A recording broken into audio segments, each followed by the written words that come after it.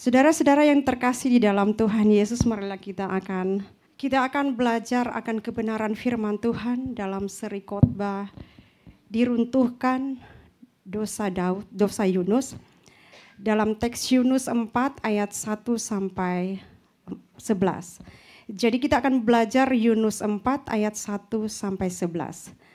Kita telah mempelajari bahwa kitab ini telah dibagi menjadi dua bagian. Bagian yang pertama itu adalah pasal 1 dan 2 yang berjudul panggilan pertama Allah kepada Yunus. Dan yang kedua, bagian kedua pasal 3 dan 4, panggilan kedua Allah kepada Yunus. Nah, saudara-saudara yang terkasih, kata kunci untuk bagian kedua ini adalah kata kedua. Yunus diberikan kesempatan kedua. Yunus diberikan kesempatan kedua. Bagian kedua dari kitab Yunus benar-benar merupakan pelajaran kedua bagi Yunus. Bagian ini memiliki setidaknya 3 gerakan yang dapat dilihat. Saudara-saudara yang terkasih, ada 3 poin yang akan kita pelajari saat ini. Yang pertama, kemarahan Yunus. Dan yang kedua, penentuan Allah. Yang pertama, kemarahan Yunus yang terdapat di dalam Yunus 4 ayat 1 sampai Yunus 4 ayat pasal Yunus 4 ayat 1 sampai 4, dan yang kedua penentuan Allah Yunus 4 ayat 6 sampai 8, dan yang ketiga adalah belas kasihan, belas kasih Allah yang terdapat di dalam Yunus 4 ayat 9 sampai 11. Jemaat Tuhan yang terkasih, mari kita akan menghormati kebenaran firman Tuhan. Mari saya ajak untuk berdiri bersama-sama supaya kita senantiasa semakin bergairah lagi untuk mendengarkan kebenaran firman Tuhan. Mari kita akan membaca kebenaran firman Tuhan, kita semangat, kita saling sahut menyahut. Saya ayat pertama dan jemaat Tuhan ayat yang kedua. Yang terdapat di dalam Yunus 4 ayat 1 sampai 4. Keseluruhan firman Tuhan ya. Oke, saya mulai pertama ayat 1. Tetapi hal itu sangat mengesalkan hati Yunus, lalu marahlah ia. Dan berdoalah ia kepada Tuhan, katanya, ya Tuhan, bukankah telah kukatakan itu ketika aku masih di negeriku? Itulah sebabnya maka aku dahulu melarikan diri ke Tarsis, sebab aku tahu bahwa Engkaulah Allah yang pengasih dan penyayang, yang panjang sabar dan berlimpah kasih setia, serta yang menyesal karena malapetaka yang hendak didatangkannya. Ayat yang ketiga. Jadi sekarang ya Tuhan, cabutlah kiranya nyawaku, karena lebih baik aku mati daripada hidup. Tetapi firman Tuhan, layakkah engkau marah? Yunus telah keluar meninggalkan kota itu dan tinggal di sebelah timurnya. Ia mendirikan di situ sebuah pondok dan ia duduk di bawah naungannya, menantikan apa yang akan terjadi atas kota itu. Ayat 6. Lalu atas penentuan Tuhan Allah, tumbuhlah sebatang pohon jarak melampaui kepala Yunus untuk menaunginya, agar ia terhibur daripada. Yunus sangat bersuka cita karena pohon jarak itu. Ayat 7. Tetapi keesokan harinya ketika fajar menyingsing, atas penentuan Allah datanglah seekor ulat yang menggerek pohon jarak itu sehingga layu. Ayat ke-8. Segera sesudah matahari terbit, maka atas penentuan Allah bertiuplah angin timur yang panas terik sehingga sinar. Lalu rebalah ia, lesu dan berharap supaya mati, katanya, baiklah aku mati daripada hidup. Ayat ke-9. Tetapi berfirmanlah Allah kepada Yunus, layakkah engkau marah karena pohon jarak itu? Jawabnya, selayaknya lah aku marah sampai mati. Ayat 10. Lalu Allah berfirman, engkau yang untuknya sedikit pun engkau tidak berjeripaya dan yang tidak engkau tumpah, yang tumbuh dalam satu malam dan binasa dalam satu malam. Sama-sama, Bagaimana tidak aku akan sayang kepada Niniwe, kota besar itu yang berpenduduk lebih dari 120.000 orang, yang semuanya tak akan tahu membedakan tangan kanan dan tangan kirinya dengan ternaknya yang banyak. Silakan duduk jemaat Tuhan yang terkasih.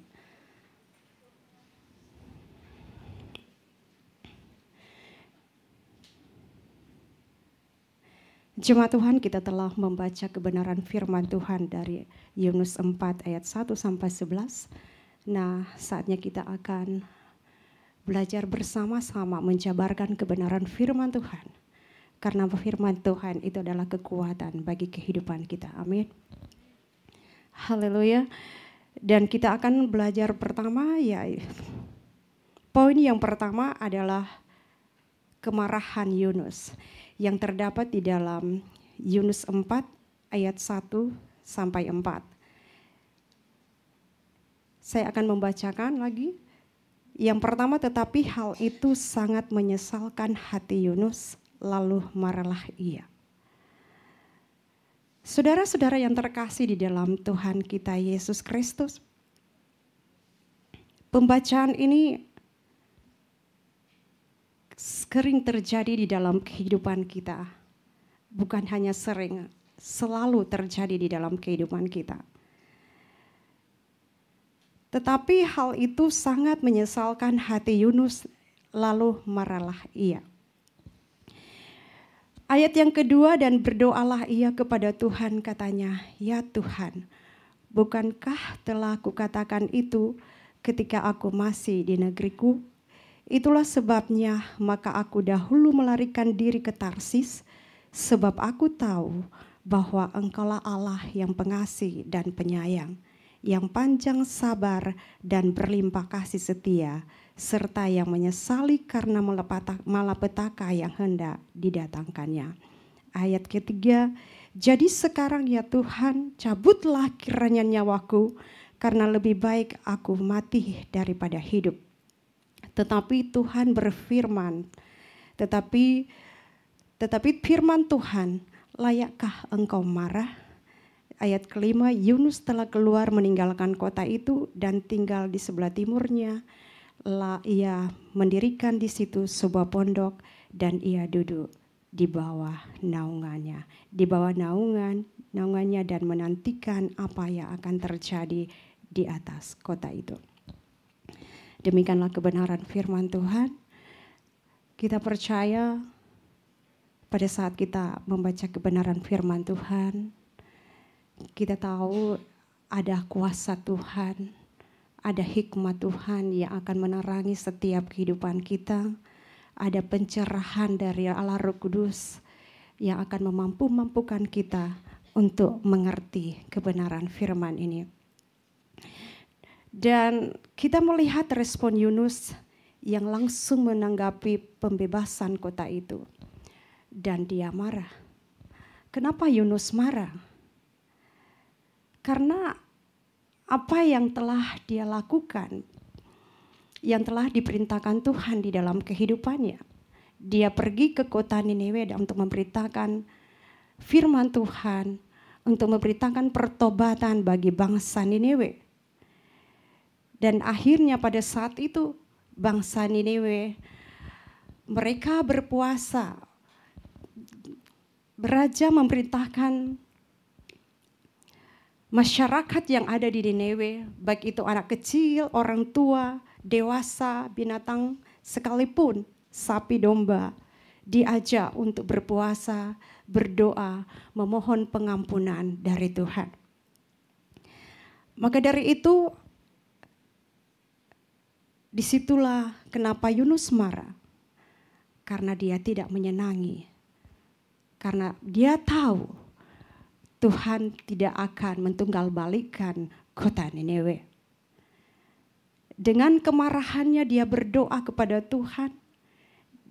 Dan berdoalah ia kepada Tuhan, katanya, ya Tuhan, bukankah telah kukatakan itu ketika aku masih di negeriku? Itulah sebabnya maka aku dahulu melarikan diri ke Tarsis, Sebab aku tahu bahwa Engkaulah Allah yang pengasih dan penyayang, yang panjang sabar dan berlimpah kasih setia, yang menyesali akan malapetaka karena malapetaka yang hendak didatangkannya. Saudara-saudara yang terkasih di dalam Tuhan Yesus Kristus,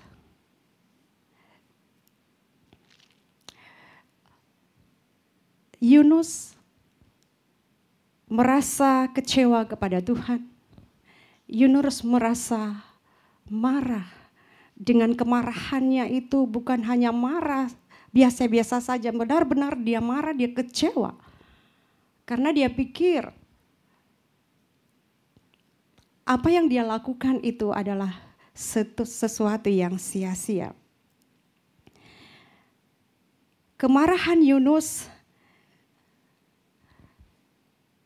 merupakan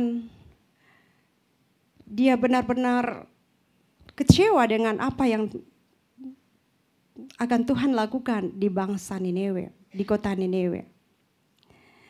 Kemarahan Yunus, kita melihat respon Yunus yang langsung menanggapi kota itu.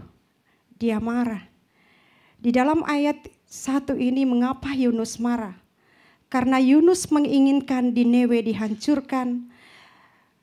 Karena dalam pandangan Yunus, orang-orang Niniwe hanya sekedar merupakan orang-orang non-Israel. Tetapi mereka juga merupakan musuh orang Israel dan mereka adalah orang-orang jahat. Kota Niniwe adalah kota yang paling jahat, perbuatan dosanya itu mengerikan. Sehingga bangsa Israel merasakan kecewa, terlebih Yunus sebagai nabinya. Jikalau Tuhan menyelamatkan Niniwe. Tetapi kata Tuhan, dan juga Yunus marah karena Allah memutuskan untuk mengampuni Niniwe.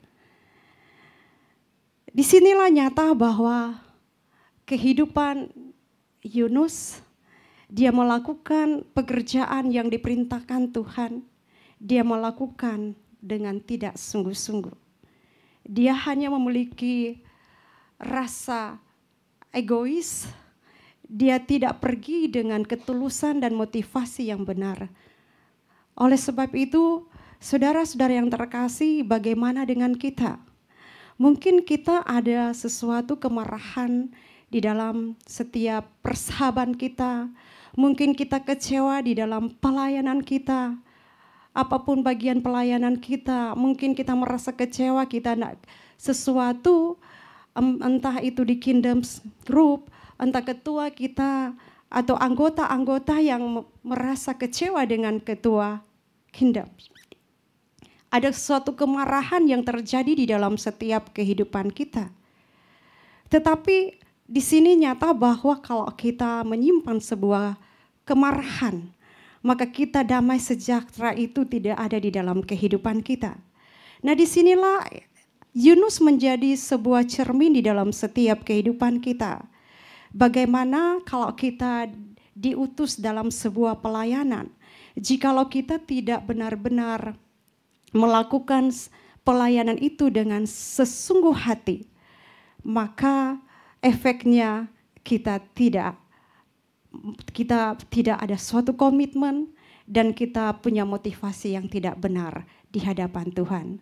Dan kalau kita mempunyai suatu motivasi yang benar di dalam Tuhan, maka setiap pelayanan yang akan kita lakukan itu benar-benar menyenangkan hati Tuhan, bukan hanya di hadapan Tuhan, karena jemaat Tuhan akan menilai apa dalam segi pelayanan kita, apakah itu benar-benar kita lakukan dengan segala motivasi yang benar di hadapan Tuhan. Kalau itu tidak benar di hadapan Tuhan dengan motivasi yang tidak benar, maka itu akan kelihatan. Nah, pada saat ini biarlah kita mau belajar, biarlah kita mau bercermin kepada Yunus, sehingga apapun yang kita lakukan, kita mau belajar untuk tetap setia kepada Tuhan, untuk tetap setia di dalam panggilan Tuhan. Apapun setiap segi pelayanan yang akan kita lakukan, mari kita lakukan dengan sepenuh hati, kita lakukan dengan kekuatan yang dari Tuhan, maka Tuhan akan memberikan hikmat surgawi di dalam kehidupan kita. Amin. Tuhan akan mampukan kita untuk melakukan setiap pelayanan-pelayanan yang akan Tuhan taruh di dalam kehidupan kita. Karena kita hanya manusia biasa, kita minta biar pada saat kita melayani Tuhan, hanya Tuhan lewat kuasa Roh Kudus sendiri yang akan berjalan di dalam kehidupan kita. Haleluya. Dan di sini dikatakan kita melihat respon Yunus yang langsung menanggapi pembebasan kota itu, dia marah. Sebab nubuatan-nubuatan yang dia sampaikan kepada kota Nineve dibatalkan Tuhan karena telah terjadi pertobatan dari kalangan Nineve. Nah, kita akan melihat di bagian ketiga, kelima ini, Yunus telah keluar meninggalkan kota itu dan tinggal di sebelah timurnya. Ia mendirikan di situ sebuah pondok dan ia duduk di bawah naungan menantikan apa yang terjadi di atas kota itu. Dan di sini digarisbawahi di sebelah timurnya. Nah, saudara-saudara yang terkasih di dalam Tuhan Yesus Kristus, tinggal di sebelah timurnya itu menyiratkan jarak dan keterpisahan Yunus. Kemudian bersiap-siap untuk berteduh, mungkin di bawah dia ingin menghindari teriknya matahari. Pada saat itu Yunus mendirikan sebuah pondok karena dia menantikan, dia masih menginginkan apakah Tuhan benar-benar menunggang-balikan kota Nineve atau tidak. Dia masih menanti-nantikan dengan sebuah kemarahannya yang benar-benar, dengan sebuah kemarahan, dan dia menantikan untuk melihat apakah benar-benar Tuhan menunggang-balikan kota Nineve. Tetapi Yunus mendirikan pondok untuk berteduh sambil menanti apa yang akan terjadi bagi kota Nineve. Saudara-saudara yang terkasih di dalam Tuhan, mungkin bagi kita mungkin ada sesuatu yang kita nantikan. Atau ada sesuatu mungkin kita di dalam keluarga kita sendiri. Mungkin pada saat kita telepon mereka mengatakan biasa kirim uang. Atau ada sesuatu masalah pergumulan keluarga yang membuat kita marah. Dan ada satu kemarahan yang begitu luar biasa terjadi di dalam kehidupan kita. Sehingga kita mau berkeputusan untuk mencari kebenaran. Apakah sesuatu yang terjadi di keluarga kita itu ada jalan keluar? Atau ada sesuatu yang membawa kita mau marah lebih lagi kepada keluarga kita? Tetapi di sini kita belajar di dalam kehidupan Yunus, ia tidak senang karena Tuhan tidak bertindak sesuai dengan harapannya. Alkitab akibatnya ia menjadi penonton dan duduk di luar kota. Nah, Yunus duduk di luar kota untuk menantikan apa nantinya yang akan Tuhan lakukan bagi kota Nineve. Karena masih ada kemarahan yang terjadi di hati Yunus. Dia merasa kalau dia tidak ada menonton dan dia tidak menantikan, mungkin di satu bukit dia sedang memandang di kota Nineve sambil memandang apakah yang akan Tuhan beri, apakah yang akan Tuhan lakukan bagi kota Nineve. Apakah mereka akan Tuhan tunggang balikan kota Nineve sehingga Yunus melihat dan dia akan merasa puas kalau kota Nineve itu tunggal balikan. Tetapi pada intinya Tuhan tidak akan melakukan itu karena Tuhan mengasihi orang-orang yang fasik. Tuhan mengasihi walaupun mereka tidak percaya, kasih Tuhan itu seluas kasih yang luar biasa. Tuhan mengasihi orang-orang yang tidak percaya kepada Tuhan. Apapun perbuatan dosa kita, apapun yang kita lakukan yang menyakiti hati Tuhan, mungkin saat ini mungkin kita melakukan hal-hal di mata Tuhan yang tidak kelihatan secara kasat mata oleh teman-teman kita. Apapun perbuatan itu, dosa yang kita lakukan yang tersembunyi sekalipun di relung hatimu yang paling dalam. Tetapi ada kacamata yang paling besar, Tuhan memandang dari surga, Tuhan melihat hatimu, perbuatan dosa yang sedang engkau lakukan. Tetapi pada saat engkau mau bertobat, mau menyerahkan hidupmu sepenuhnya di hadapan Tuhan, dan mau mengakui setiap dosa yang kita lakukan, dosa apapun itu yang kita lakukan, yang kadangkala tidak secara manusia kasat mata kita tidak mengetahui. Kita datang ke gereja, kita beribadah setiap minggu, tetapi kita masih tetap melakukan dosa yang sama dan sama kita lakukan setiap dosa itu. Tidak ada satu pertobatan yang kita mau lakukan. Tetapi pada saat kita kalau kita melakukan setiap perbuatan dosa, kalau kita tidak akan mengakui di hadapan Tuhan, maka pertobatan itu tidak akan terjadi. Sia-sialah kita datang beribadah kalau kita masih tetap melakukan dosa sama dan hal yang sama. Kita tidak akan ada perubahan, kita tidak akan ada pertobatan, kita tidak akan memiliki kuasa damai sejahtera, tidak ada kebangunan rohani yang akan terjadi di dalam kehidupan kita.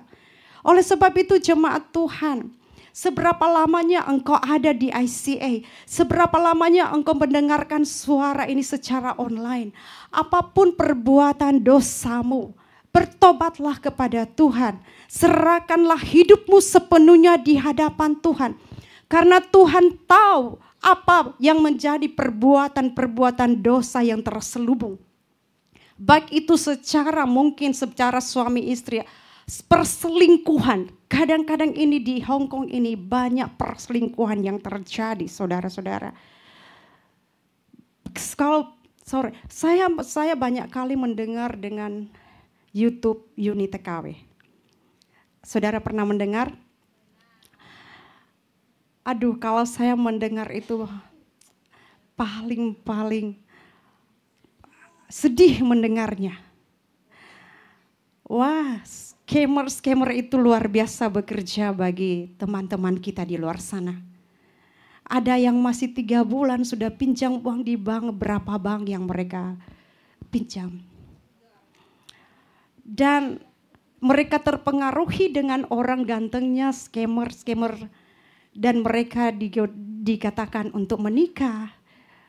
Kenapa mereka tergoda? Kenapa, saudara-saudara yang terkasih di dalam Tuhan?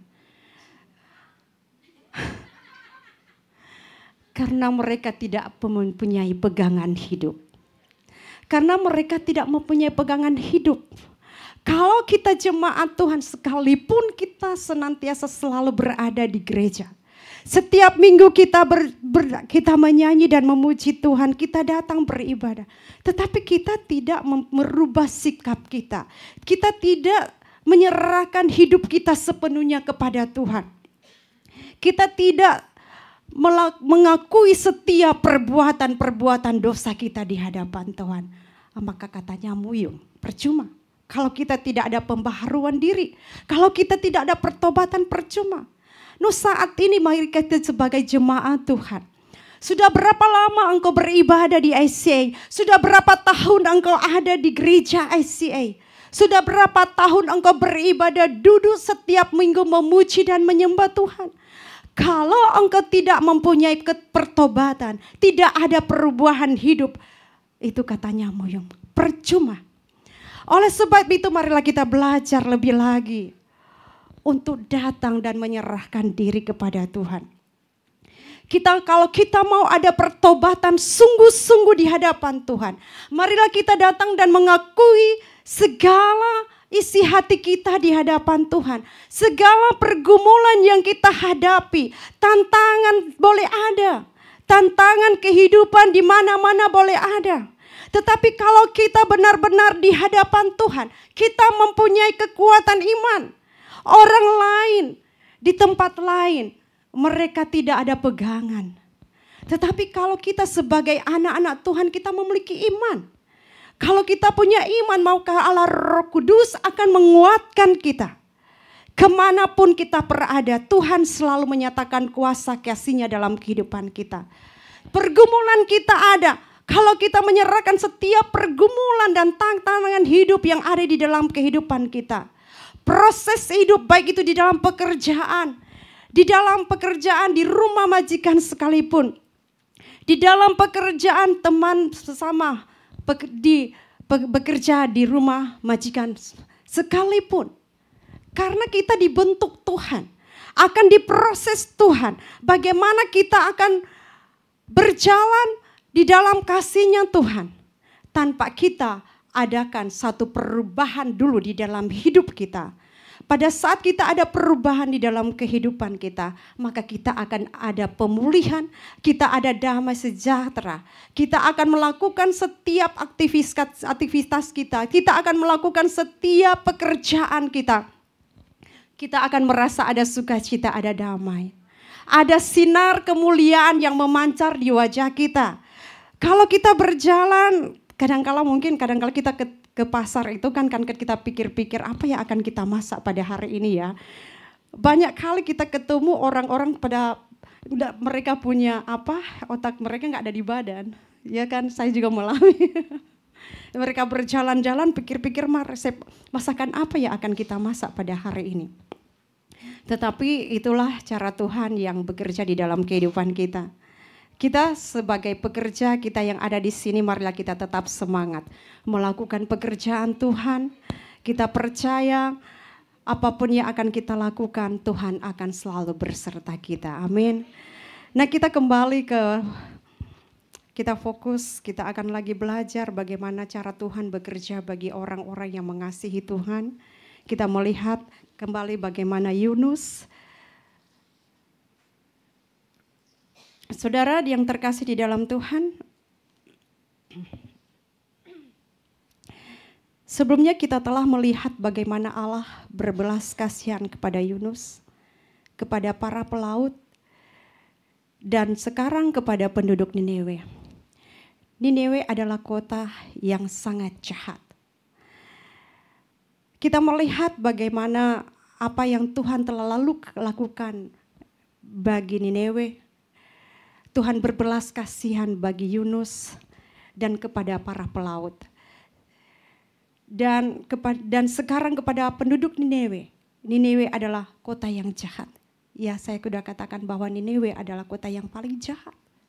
Kenapa sampai Yunus enggak mau menerima pertobatan yang akan terjadi bagi kota Niniwe? Karena dia tahu bahwa Niniwe adalah kota yang jahat. Mereka telah melakukan segala sesuatu di dalam bangsa Israel. Kejahatan yang begitu luar biasa yang terjadi di dalam bangsa Israel. Anak-anak mereka kayaknya potong kecil-kecil.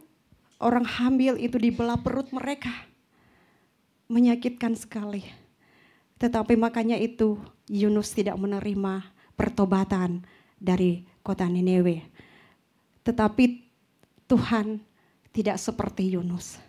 Tuhan tidak seperti kita. Seandainya kita ada seorang teman kita yang akan bertobat, yang akan menerima Tuhan Yesus secara pribadi. Terus kita nanti halang-halangi apa yang nanti terjadi di dalam kehidupan teman kita. Mereka tidak ada pertumbuhan iman dan mereka tidak akan percaya kepada Tuhan.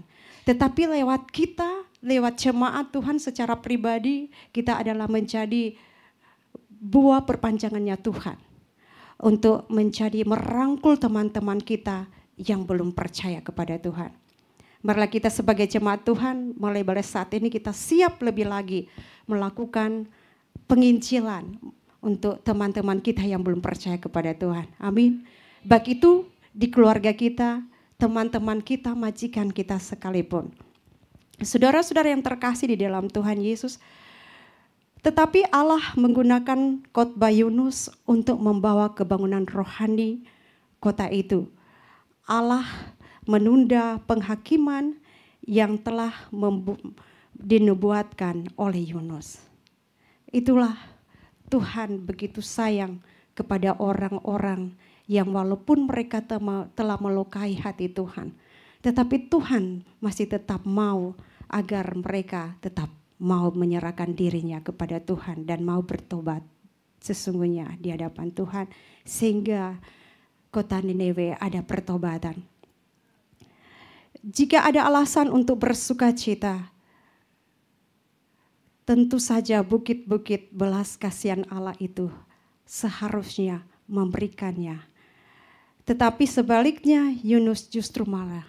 Nah inilah Yunus benar-benar tidak menerima akan pertobatan yang terjadi di kota Niniwe. Yunus kecewa dengan tindakan Tuhan. Yunus tidak mau Tuhan menyelamatkan kota Niniwe. Saudara-saudara yang terkasih, Yunus membiarkan kedagingannya menguasai dirinya. Kedagingannya membuat ia lari dari Allah. Dan sekarang kedagingannya menuntutnya untuk duduk di luar kota, untuk melihat apa yang akan Tuhan lakukan bagi kota Niniwe. Sangat inilah Yunus sampai ini tetap masih marah. Karena dia masih kecewa. Karena Tuhan masih memberikan kesempatan bagi kota Niniwe untuk bertobat. Dan Yunus mungkin secara lahiriah taat kepada Allah, tetapi secara batinnya tidak berubah. Oleh sebab itu apa yang kita telah pelajari saat ini di bagian pertama ini, biarlah kita tetap lebih lagi benar-benar menaruh harapan kita kepada Tuhan. Biarlah Yunus menjadi cermin di dalam setiap kehidupan kita, hari lepas hari, karena Tuhan tahu pada saat kita lebih dekat kepada Tuhan, maka Tuhan sendiri yang akan mengasihi dan menyertai kita. Mari kita datang di bagian kedua, penentuan Allah. Dan kita baca di dalam Yunus 4 ayat 6 sampai 8. Ayat 6, lalu atas penentuan Tuhan Allah tumbuhlah sebatang pohon jarak melampaui kepala Yunus untuk menaunginya agar ia terhibur daripada kekesalan hatinya. Yunus sangat bersukacita karena pohon jarak itu. Ayat 7, tetapi keesokan harinya ketika fajar menyingsing atas penentuan Allah, datanglah seekor ulat yang mengirik pohon jarak itu sehingga layu. Ayat ke-8, segera sesudah matahari terbit, maka atas penentuan Allah bertiuplah angin timur yang panas terik sehingga sinar matahari menyakiti kepala Yunus, lalu rebalah ia lesu dan berharap supaya mati. Katanya, lebih baik aku mati daripada hidup. Jemaat Tuhan yang terkasih di dalam Yesus Kristus, inilah di dalam ayat pertama, ayat ke-6, lalu garis bawahi ada penentuan. Ada penentuan Tuhan, Allah tumbuhlah sebatang pohon jarak melampaui kepala Yunus dan menaunginya.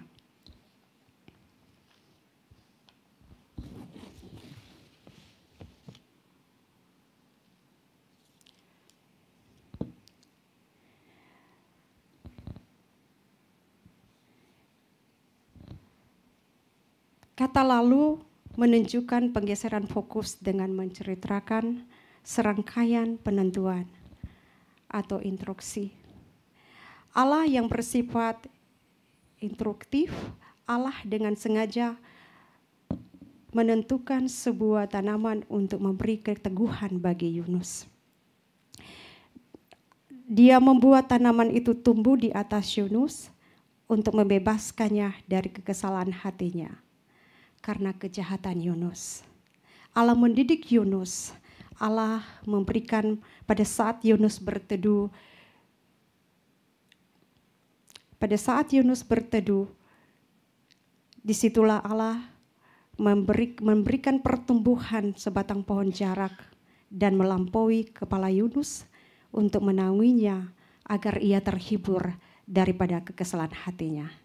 Kekesalan hati, Yunus masih marah, dia masih menantikan apakah Tuhan masih mau menunggalbalikkan dan meruntuhkan Niniwe, kota Niniwe. Itu yang sedang dinanti-nantikan oleh Yunus. Dan kata Ibrani untuk kejahatan atau kekesalan hatinya di sini adalah kata yang sama dengan yang digunakan dalam Yunus 1 ayat 2. Kejahatan Niniwe. Bangunlah, pergilah ke Niniwe, kota yang besar itu. Berserulah terhadap mereka karena kejahatannya telah sampai kepadaku.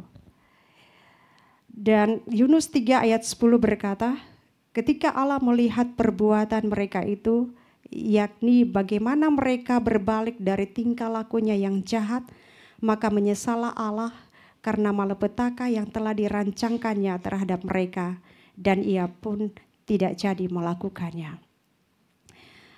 Dan akhirnya Tuhan menyesali apa yang telah dinubuatkan oleh Yunus kepada kota Niniwe, karena kota Niniwe berbalik kepada Tuhan. Mereka merendahkan diri kepada Tuhan dengan berdoa puasa, dengan sungguh-sungguh di hadapan Tuhan, sehingga Tuhan mendengar, sehingga ada pertobatan yang sungguh-sungguh bagi kota Niniwe. Dan akhirnya Tuhan benar-benar menyesali Allah karena malapetaka yang telah dirancangkannya terhadap kota Niniwe.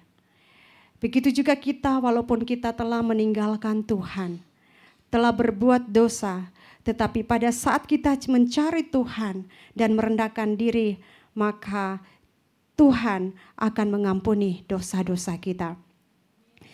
Saudara-saudara, dan pada akhirnya kejahatan Niniwe saat mereka bertobat, Allah membatalkan bencana yang direncangkannya. Ini menyiratkan bahwa Allah telah berkomitmen pada karakter Yunus dari kenyamanannya. Dan pada saat Allah memberikan sebuah pohon, pertumbuhan pohon jarak buat Yunus, dia merasa bersukacita, dia merasa senang karena ada menaungi agar ia terhibur. Tuhan menghibur Yunus, tetapi di lewat penghiburannya itu dia lewat merasa ada sukacita, dan akhirnya hanya 1 hari 1 malam melayulah pohon jarak gitu, sehingga Yunus kecewa. Dan dia kecewa kenapa Tuhan membunuh. Ada 1 ulat yang datang di pohon itu, dan akhirnya 1 malam kemudian pohon jarak itu mati. Kemudian disinilah bagaimana cara Allah bekerja bagi kota Niniwe. Karena Tuhan begitu mengasihi Niniwe, Tuhan itu adalah panjang sabar, berlimpah kasih setia bagi umatnya, walaupun dosa yang mereka lakukan yang begitu menyakiti hati Tuhan, tetapi Tuhan tetap mengasihi mereka. Tuhan, karena mereka ada pertobatan yang sungguh-sungguh di hadapan Tuhan. Dan Yunus sangat bersukacita atas hal itu. Nah, saudara-saudara yang terkasih di dalam Tuhan, di ayat 7 menunjukkan pada waktu fajar keesokan harinya, atas penentuan Allah, seekor ulat yang menggerek dan menggerogoti tanaman itu sehingga tanaman itu layu, menjadi layu atau kering. Inilah yang dikerjakan Tuhan. Tuhan menguji sampai di mana Yunus bertahan, sampai di mana kemarahannya masih bertahan. Tetapi disitulah kasih Tuhan tetap ada bagi Yunus. Tuhan tetap mengasihi Yunus walaupun Yunus marah. Walaupun Yunus tetap marah, tetapi Tuhan tetap mengasihi Yunus. Kemudian dengan terbitnya matahari di dalam ayat 8 menginformasikan kepada pembaca bahwa Allah dengan sengaja menetapkan angin timur yang panas. Yunus terpapar oleh angin dan matahari sehingga ia menjadi pingsan atau lesu. Nah, melalui petunjuk Allah, posisi yang Yunus inginkan ditempatkan kepada Niniwe. Sekarang, bagaimana posisi kita? Apa yang sedang kita alami saat-saat ini? Apakah yang sedang kita rasakan akhir-akhir ini? Apakah kita merasa ada pergumulan hidup seperti Yunus seolah-olah mati? Mau mati rasanya katanya. Dia mau mati karena kemarahannya kepada Tuhan. Tetapi baiklah, biarlah kita tetap lebih lagi dekat kepada Tuhan, kita mengandalkan Tuhan, karena Tuhan senantiasa ada di dalam kehidupan kita. Di satu sisi, Yunus adalah juru bicara Tuhan untuk moralitas, namun di sisi lain ia penuh dengan kemarahan dan kebencian. Tuhan tahu itu, jadi Allah menggunakan sebuah tanaman untuk menunjukkan kepada Yunus kondisi hatinya.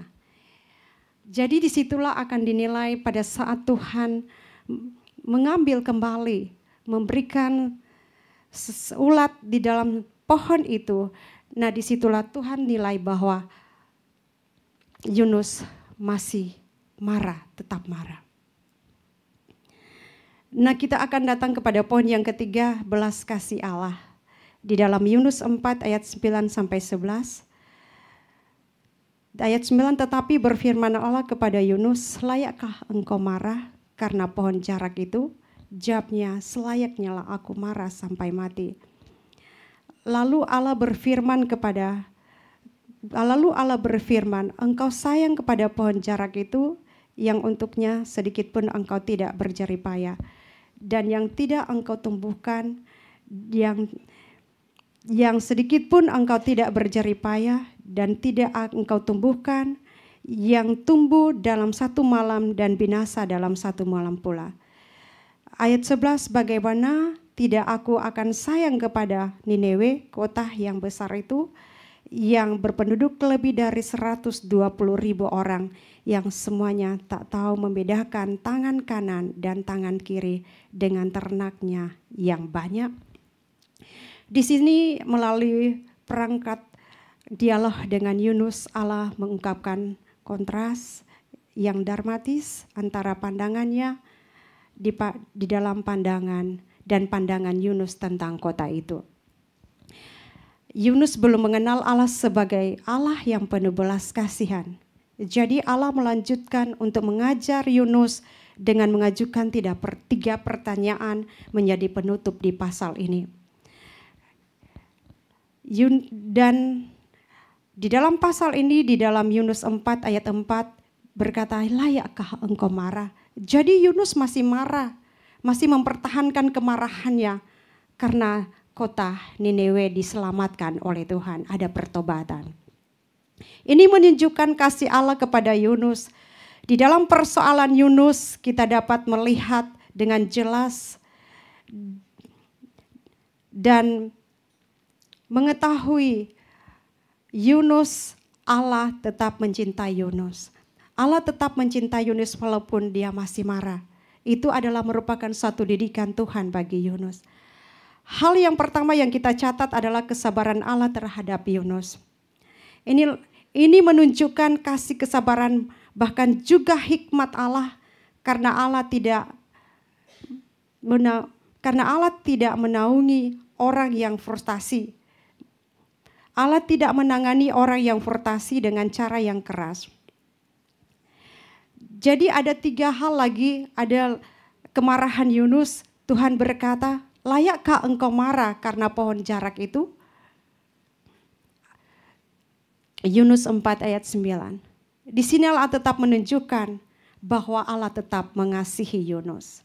Walaupun dia tetap marah, walaupun Yunus kecewa, tetapi Tuhan tetap mengasihi Yunus. Begitupun kita sebagai anak-anak Tuhan. Banyak kali kita mengecewakan Tuhan, banyak kali mungkin kita marah kepada Tuhan, tetapi Tuhan tidak pernah meninggalkan kita. Tuhan tetap setia, Tuhan tetap mengasihi kita. Karena kita adalah biji mata Allah. Amin. Dengan pertanyaan ini Allah menyingkapkan masalah Yunus yang sebenarnya. Yunus telah marah kepada Allah. Tetapi lewat belas kasihan Allah, tetap ada bagian bagi Yunus untuk tetap tahan. Maka kita harus berhati-hati terhadap hal seperti ini. Tapi sekarang Tuhan menyatakan bahwa Yunus bahkan marah pada tanaman kecil.